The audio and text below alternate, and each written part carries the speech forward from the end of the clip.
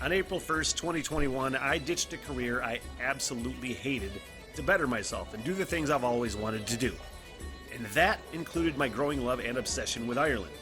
I want to learn everything: culture, history, mythology, music, and the language. Which, if I'm being honest, looks really hard to learn, but I'm going to give it the old Smith try.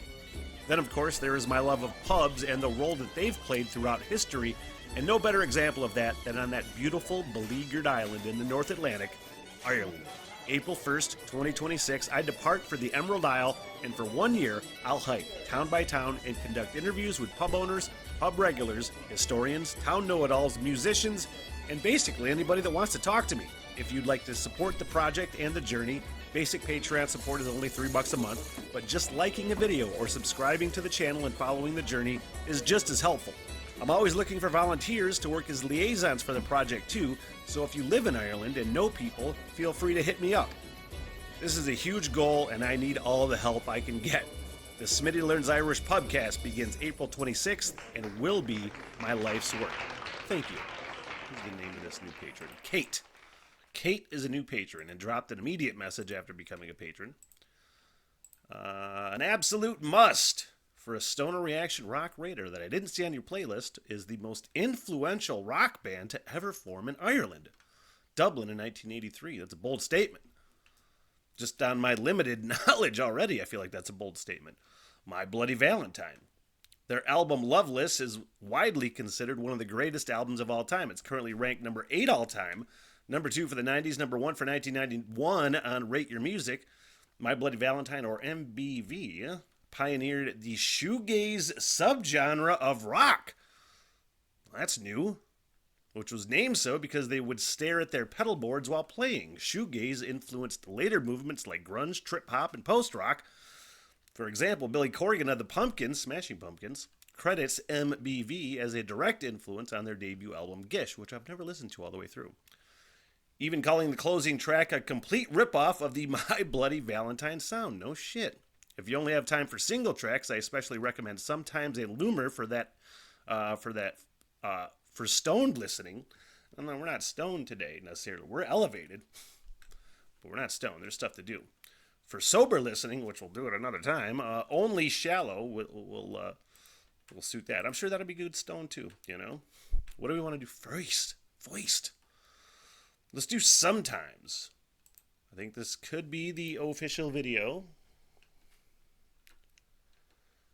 And I did look up this band a little bit. Let's see. Formed in Dublin, as Kate said, in 1983. And really, it looks like consisting of founding members since 1987. Kevin Shields, Debbie Googe, Colm, Irish name that I'm not even going to try to pronounce because I'm going to sound stupid, and Belinda Butcher. Now, the shoegaze thing really caught my attention. And it actually describes it a little bit further in here. I do believe, even though she did say it was because of looking at their shoes, or the pedal boards rather. Often cited as a pioneering act in the shoegaze genre. Their sound is characterized by dissonant guitar textures, which already sounds good, androgynous vocals, and unorthodox production techniques. Okay. So let's give this a look. See, actually, I don't think it is the official video, but let's get a screenshot going just in fucking case.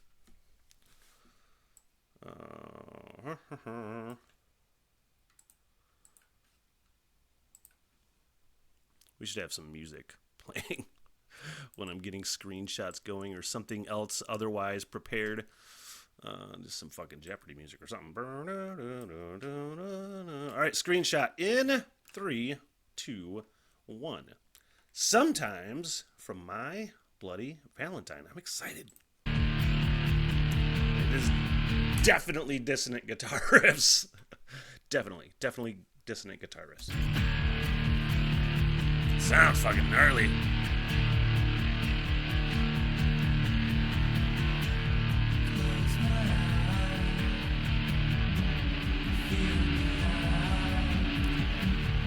And if you wouldn't have told me before, I would have said, wow, it sounds like Smashing Pumpkins used these guys as an influence in a great way. I think I would have called that one even if I wouldn't have been properly informed. But thanks for the information. But man, strikingly sounds like Smashing Pumpkins, really.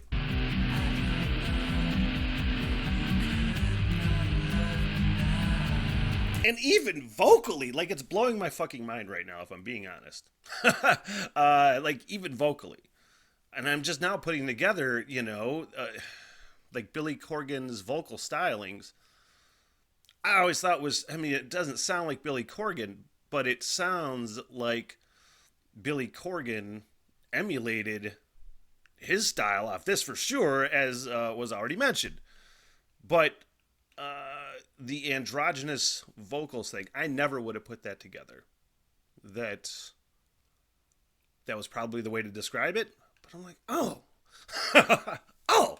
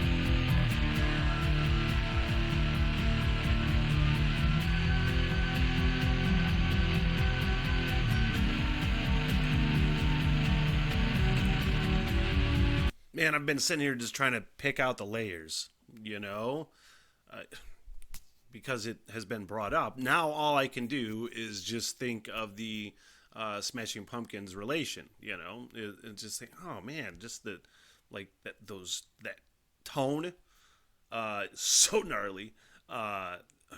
I'm pretty sure that's an acoustical guitar. I know acoustical is not the right term, so we'll just go with acoustic. And there keyboards in there with this really soaring sort of vibe, which is so cool. And just the way that he's layering the vocals, which are way low compared to the rest of the mix, but it totally fucking works for this. I'm hoping, and I didn't know if it was going, it's kind of shifted into a different sort of thing right here. But I was hoping that there was going to be some sort of change or some sort of thing happening. But so far, so good. I'm enjoying it for sure. Back it up a little bit.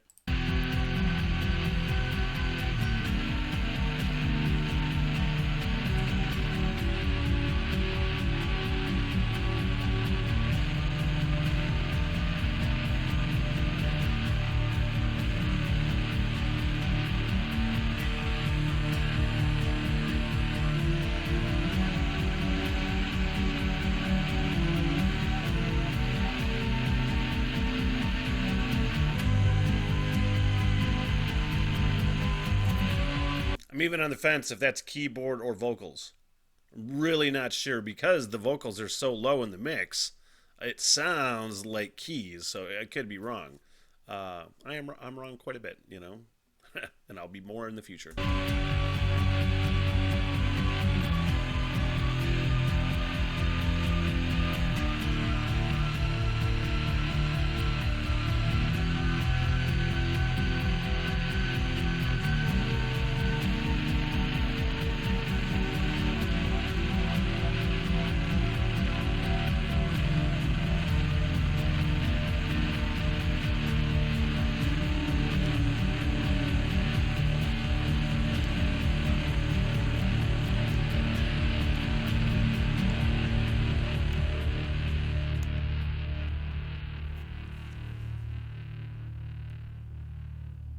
I like learning things, and I love learning, especially the bands that I like. Finding out bands that inspired them. There's that fucking brilliant quote from that brilliant documentary, Sound City, that Dave Grohl did. And during it, I want to say it was Brad Wilk from Rage Against the Machine. You know, it was the tail end of the documentary, and they were talking about, you know, he goes, you have to take your favorite fucking bands and find out what bands they love, then listen to those bands and find out what bands they love. And the further back you go, consequently, the better fucking music. And it's so true. It's something that I'm really trying to impress upon, like my nephew who just turned 17. And, you know, I mean, he's getting into a lot of the stuff that I got into when I was younger, specifically Alice in Chains and Metallica and things like that, Foo Fighters and things like that. Smashing Pumpkins. I took him to see Smashing Pumpkins in November for his first concert, along with Jane's Addiction and Poppy. And, but just stressing, you're like, dude, you're already listening to music that is older than you. You know, I love music that is older than me. You know, it's some of my favorite shit. I was just listening to oldies when I kicked off this reaction marathon, just because that's what I listened to.